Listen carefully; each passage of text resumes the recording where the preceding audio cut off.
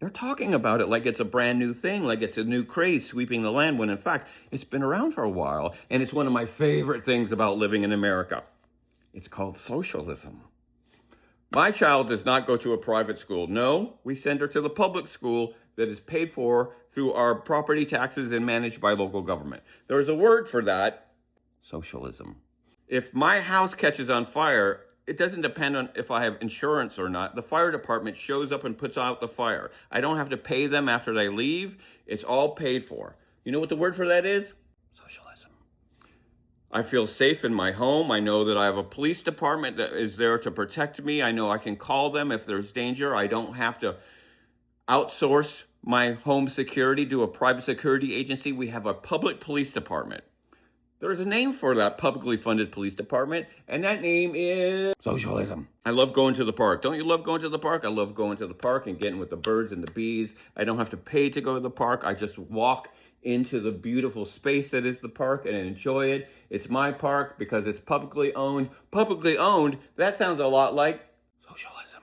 A lot of the power where I live comes from dams up on the Columbia River. During the New Deal under Franklin Delano Roosevelt, they built a series of dams. We've got a dam just up the Columbia River called the Bonneville Dam. It powers 500,000 homes in Oregon. It was built by the federal government and is maintained by the Bonneville Power Administration, a federal entity.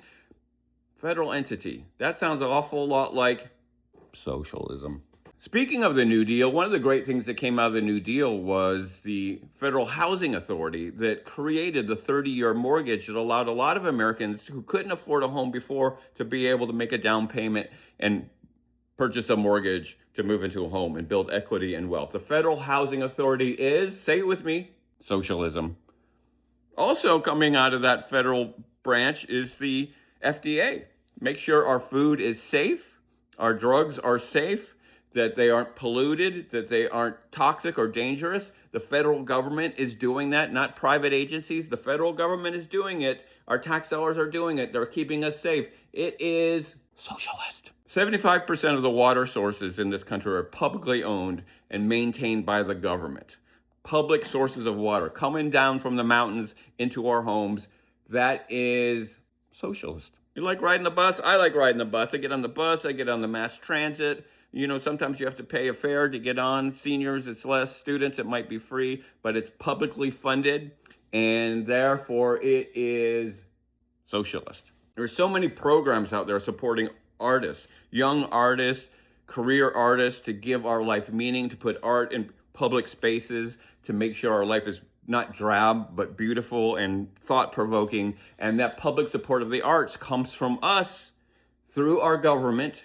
Public support of the arts is socialist. So everything that could be privatized but is a public good that's paid for through our taxes and managed by local, state, or federal government is a form of socialism. America is a socialist country. It's not as socialist as some countries because we don't have public health care. Most countries have health care as a publicly funded entity.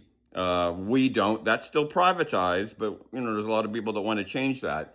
But we have tons of socialism. They're just trying to scare you with this word, socialist or democratic socialist. Very different from communist. It's a completely different thing. Don't be afraid of the word. Don't be afraid of your freedom. And don't be afraid of publicly owned entities because you love them. Even the people that vote for Trump love their Social Security, love their Medicare, love their public parks, love to take the bus, love to have a police department that they don't have to pay for, and especially when their house is on fire, boy, do they love socialism.